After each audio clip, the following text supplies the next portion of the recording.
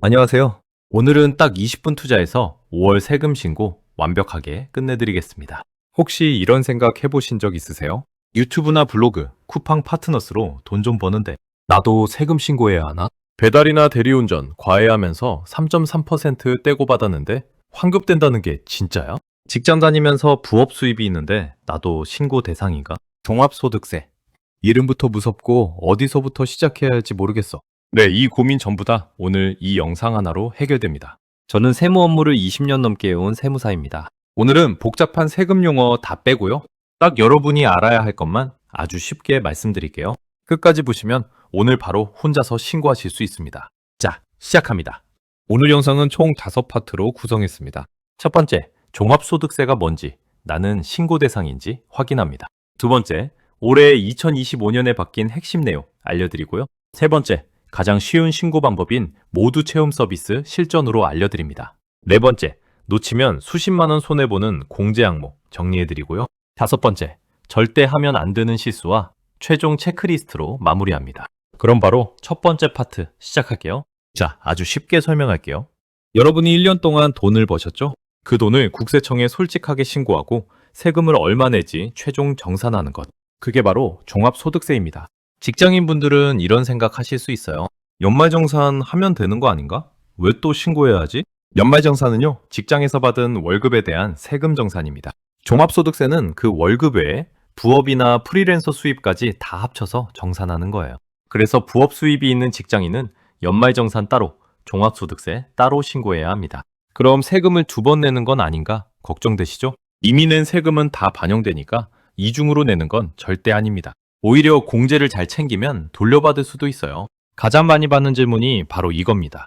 나는 신고해야 하나요? 이렇게 기억하시면 됩니다. 직장 다니면서 유튜브, 블로그, 강의 같은 부업 수입이 연간 300만 원이 넘는다. 신고 대상입니다. 배달기사, 대리운전기사, 과외 선생님처럼 3.3% 떼고 받는 분들 신고 대상입니다. 음식점, 온라인 쇼핑몰, 학원 등 자영업자, 사업자 당연히 신고 대상이고요. 월세 받는 집주인, 이자나 배당이 연 2천만 원 넘는 분들도 해당됩니다. 한 가지 꼭 말씀드릴 게 있어요. 직장인이어도 부업 수입이 있으면 반드시 신고해야 합니다. 국세청은 카드 매출 데이터, 플랫폼 정산 내역을 이미 다 파악하고 있습니다. 모른다고 안 신고하면 나중에 가산세 폭탄 맞습니다. 신고 기간은 2026년 5월 1일부터 6월 1일까지입니다. 이 기간 안에 반드시 신고해야 해요. 하루라도 늦으면 가산세가 붙습니다. 신고 방법은 3가지입니다. 첫 번째, PC에서 홈택스 사이트. 주소는 hometax.go.kr입니다. 두 번째, 손택스 앱스토어에서 손택스 검색하시면 나와요. 세 번째, 전화 한 통 1544-9944로 전화하면 됩니다. 다만 이건 모두 체험 안내문을 받은 분들만 해당됩니다. 처음 신고하시는 분들께는 손택스 앱을 추천합니다. 화면이 직관적이고 단계별 안내가 나와서 따라가기 정말 쉬워요.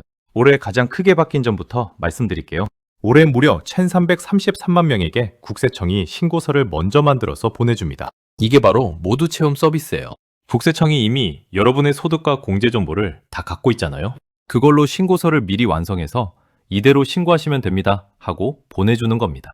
우편으로 안내문이 5월 초에 집으로 날아옵니다. 그럼 누가 대상이냐고요? 도소매업은 연수입 6천만 원 이하, 제조업이나 음식점업은 3,600만 원 이하, 임대업이나 서비스업은 2,400만 원 이하, 그리고 배달기사, 대리운전, 과외 선생님처럼 3.3%, 떼고 받는 인적 영역 소득자는 3,600만 원 이하이면 대상입니다. 한 가지 오해하지 마실 게 있어요. 안내문이 안 왔다고 신고 안 해도 된다는 게 아닙니다. 소득이 있는 분은 안내문 수령 여부와 관계없이 신고 의무가 있어요. 자, 이 부분이 정말 중요합니다. 귀 기울여 주세요. 올해 460만 명이 환급 대상입니다. 예상 환급 총액이 1조 700억 원이에요. 1인당 평균 약 23만 원입니다. 특히 3.3% 떼고 받는 분들은 대부분 환급이 납니다. 3.3% 원천징수 세율이 실제 내야 할 세금보다 높은 경우가 많거든요. 그 차이를 돌려받는 건데 이거 신고 안 하면 그냥 날리는 겁니다. 어떻게 받냐고요? 모두 체험 안내문 받으신 분들은 1544-9944 전화 한 통이면 됩니다. 안내 음성 듣고 버튼 누르고 환급받을 계좌번호 입력하면 끝이에요. 진짜로요. 140만 명에게는 맞춤형 신고 도움자를 또 따로 보내줍니다. 이름은 도움자료인데요. 사실상 경고장이라고 보시면 됩니다. 이 자료 안에 이런 내용이 들어있어요. 몇 년간 내 수입 변화 추이, 업종 평균 경비율과 내 경비율 비교. 그리고 이런 메시지가 뜹니다. 당신 작년에 이 항목 신고가 이상합니다. 같은 업종 평균이랑 많이 다릅니다. 이거 무시하면 절대 안 됩니다. 나중에 세무조사 사전 통보라고 보시면 돼요. 도움 자료에 경고 메시지가 있다면 즉시 담당 세무사와 상담하세요. 마지막으로 소상공인과 중소기업을 위해 올해 265만 명에게 납부 기한을 8월 말까지 연장해 줍니다. 그런데 여기서 절대 헷갈리시면 안 되는 게 있어요. 신고는 6월 1일까지 반드시 해야 합니다. 납부만, 세금 내는 날짜만 8월로 미뤄주는 거예요. 신고를 안 하면 무신고 가산세 20%가 즉시 붙습니다. 꼭 기억하세요. 공제에는 두 종류가 있어요.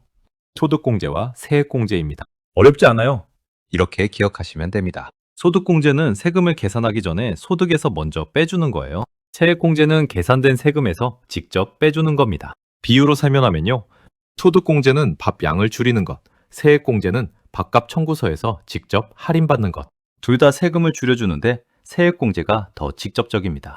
이 정도만 알면 충분해요. 첫 번째, 연금저축과 IRP입니다. 이거 가입만 해도 세금이 줄어요.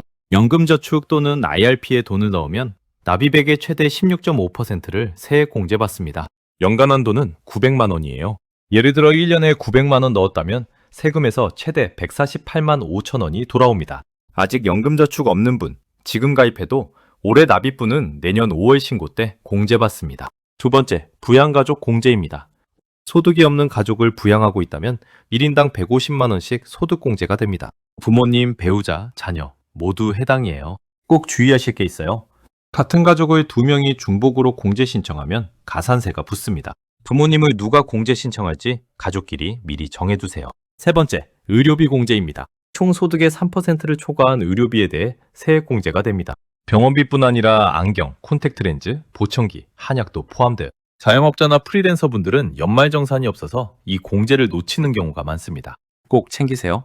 네 번째, 기부금 세액공제입니다. 종교단체 헌금, 사회복지 기부금 같은 지정기부금은 15에서 25% 세액공제가 됩니다. 기부금 영수증을 평소에 잘 챙겨두세요. 다섯 번째, 자영업자와 프리랜서 분들은 사업에 쓴 돈을 경비로 인정받을 수 있습니다. 사무실 임차료, 통신비, 업무용 교통비, 유튜브나 블로그 운영을 위한 장비 구입비, 편집 소프트웨어 구독료, 광고비, 마케팅 비용, 교육비, 도서비, 직원이 있다면 인건비와 4대 보험료도 전부 경비로 처리할 수 있습니다. 단, 반드시 기억하세요. 사업과 무관한 지출은 절대 경비로 넣으면 안 됩니다. 골프 라운딩, 백화점 쇼핑, 개인 여행은 사업 경비가 아닙니다. 국세청이 카드 내역을 다 들여다보고 있어요. 지금부터가 진짜 중요한 부분입니다. 절대 하면 안 되는 실수 1위입니다. 사업자 대출로 집을 사고 이자를 경비로 넣는 것. 사업자 대출은 사업을 위한 대출입니다. 사업 운영자금, 재고 매입, 사무실 보증금, 장비 구입. 이런 사업 목적으로만 써야 해요. 그런데 이걸 받아서 몰래 아파트를 샀다. 그 이자를 경비로 처리했다. 이건 탈세입니다. 걸리면 어떻게 되냐고요? 먼저 이자 경비가 전액 부인됩니다. 그리고 3년치 사업장 전체 세무조사가 시작됩니다. 매출 누락은 없는지, 다른 경비는 적정한지 다 들여다봐요. 종합소득세 추징에 가산세까지 더해지고 금융기관에 통보돼서 대출도 제한됩니다. 실제로 이런 방식으로 가산세 포함해서 5억 원에 맞은 사례가 있습니다. 5억이에요. 정신을 못 차릴 수밖에 없어요. 국세청이 올해 특별히 기회를 줬습니다. 6월 30일까지 자진 시정하면 세무조사 대상에서 제외해주겠다고요. 사업자 대출로 부동산이나 주식에 투자한 내역이 있다면 지금 바로 담당 세무사에게 말씀하세요. 감추는 게 가장 위험합니다. 두 번째 실수입니다. 납부기한이 연장됐으니까 신고도 나중에 하면 되겠지 생각하는 것. 다시 한번 강조할게요. 신고는 6월 1일까지 반드시 해야 합니다. 납부만, 세금 내는 날짜만 8월까지 미뤄주는 거예요. 신고 기한을 어기면 무신고 가산세 20%가 즉시 붙습니다. 납부 연장과 신고 기한은 완전히 다른 얘기입니다. 세 번째 실수입니다. 종합소득세 신고했다고 끝이라고 생각하는 것. 종합소득세 신고 후에 개인 지방소득세를 따로 신고해야 합니다. 금액은 종합소득세의 10% 수준이에요. 크지 않지만 신고 안 하면 무신고 가산세가 따로 붙습니다. 걱정하지 마세요. 홈택스에서 종합소득세 신고 완료 후 바로 개인 지방소득세 신고하기 버튼이 뜹니다. 그 자리에서 바로 하시면 절대 빠뜨리지 않아요. 자, 이제 마지막입니다.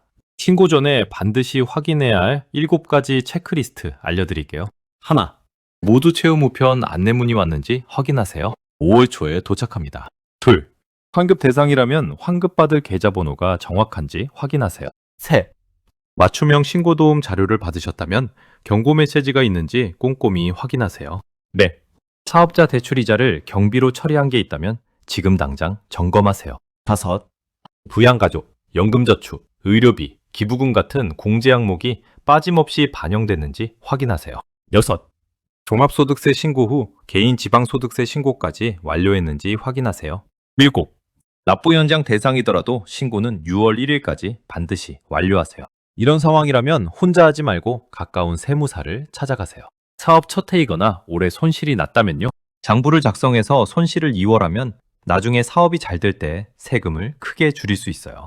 또 공제 항목이 복잡하거나 소득 종류가 여러 개인 분들도 세무사와 상담하시는 게 훨씬 유리합니다. 도움 자료에 경고 메시지가 있거나 사업자 대출로 부동산에 투자한 내역이 있는 분도 마찬가지예요. 한 가지 꼭 말씀드릴 게 있어요. 5월 25일 이후에 세무사 사무실에 가면 거의 접수가 안 됩니다. 5월은 세무사가 1년 중 가장 바쁜 달이에요. 잠도 못 자고 매일 야근합니다. 늦어도 5월 2주차 안에는 찾아가세요. 자, 오늘 20분 동안 정말 중요한 내용만 골라서 말씀드렸습니다. 마지막으로 딱 5가지만 기억하세요. 첫째, 6월 1일까지 신고 필수. 신고 안 하면 가산세 20%. 둘째, 3.3% 떼고 받는 분들 환급 계좌 입력하고 돈 꼭 받아가세요. 셋째, 모두 채용 우표 났으면 1544-9944 전화 한 통으로 끝. 넷째, 사업자 대출로 집 샀으면 지금 바로 세무사에게 말하세요. 다섯째, 종합소득세 신고 후 개인 지방소득세 신고까지 꼭 완료. 이 영상이 도움이 됐다면 구독과 좋아요 꼭 눌러주시고요. 신고기한 놓칠 것 같은 친구들에게 공유도 부탁드립니다. 오늘도 끝까지 봐주셔서 감사합니다.